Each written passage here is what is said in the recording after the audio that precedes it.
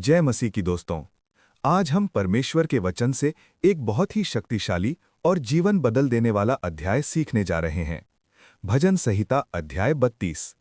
ये भजन हमें सिखाता है पाप को छुपाने का परिणाम क्या होता है, पाप को स्वीकार करने की शक्ति, परमेश्वर की क्षमा कितनी अद्भुत है और कैसे हम एक आशीषित जीवन जी सकते हैं। ये भजन राजा दाऊद ने लिखा था, एक ऐसा व्यक्ति जिसने पाप भी किया लेकिन सच्चे मन से पश्चाताप भी किया।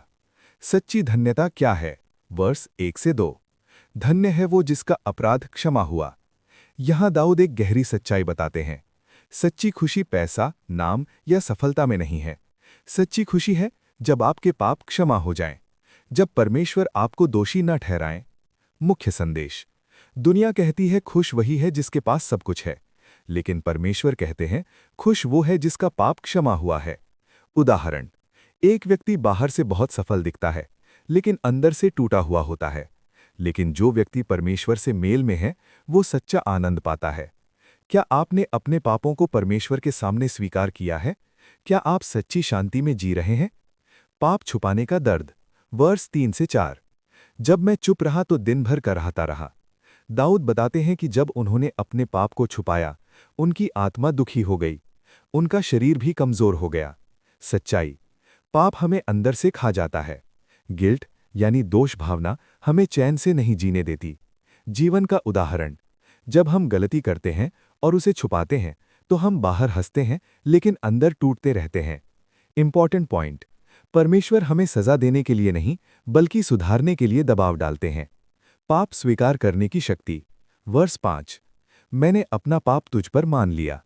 ये सबसे महत्वपूर्ण मोड़ है। दाऊद कहते हैं, मैंने पाप छुपाना बंद किया, मैंने स्वीकार किया। और क्या हुआ? परमेश्वर ने तुरंत क्षमा कर दिया। महत्वपूर्ण शिक्षा: परमेश्वर को आपके पाप पहले से पता है, लेकिन वो चाहते हैं कि आप खुद स्वीकार करें। आज ही अपने जीवन के हर छुपे पाप को परमेश्वर के सामने रखें, ईमानदारी से पश्चाताप करें। परमेश्वर हमारी शरण है। वर्ष 6 से 7। तू मेरा छिपने का स्थान है। जब हम परमेश्वर के पास आते हैं, वो हमें सुरक्षा देते हैं, वो हमें संकट से बचाते हैं। सोचिए, तूफान चल रहा है, लेकिन आप एक मजबूत घर में सुरक्षित हैं। वही सुरक्षा परमेश्वर हमें देते हैं। संदेश: समस्या खत्म नहीं होती, लेकिन परमेश्वर हमें उसमें सुरक्षित रखते हैं। परमेश्वर का मार्गदर्शन। वर्ष 8। मैं तुझे शिक्षा दूंगा और मार्ग दिखाऊंगा। परमेश्वर केवल क्षमा ही नहीं बल्कि हमें सही रास्ता भी दिखाते हैं।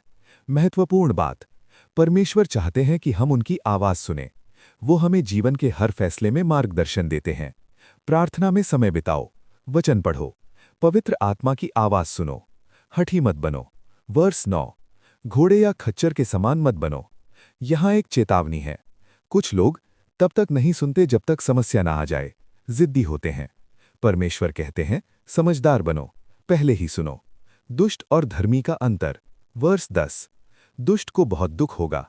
2 प्रकार के लोग: दुष्ट, दुख और परेशानी; धर्मी, परमेश्वर की दया से घिरे। चुनाव हमारे हाथ में है। आनंद और स्तुति। वर्ष 11। हे धर्मियों, यहोवा में आनंदित हो। अंत में दाऊद हमें बुलाते हैं, आनंद मनाओ, गीत गाओ, परमेश्वर की स्तुति करो। क्यों? क्योंकि हमें क्षमा मिली है, हमें नया जीवन मिला है। आज का संदेश बहुत स्पष्ट है। पाप छुपाओ मत, स्वीकार करो, परमेश्वर से क्षमा पाओ और एक नया जीवन शुरू करो। प्रार्थना: हे परमेश्वर, मैं अपने पापों को तेरे सामने स्वीकार करता हूं। मुझे क्षमा कर, मुझे नया जीवन दे, मुझे तेरे मार्ग में चलने की शक्ति दे। यीशु के नाम में, आमीन। अगर ये संदेश आपको आशीष दे रहा है, लाइक करें, शेयर करें, चैनल को सब्सक्राइब करें। आप सभी को जय मसीह की।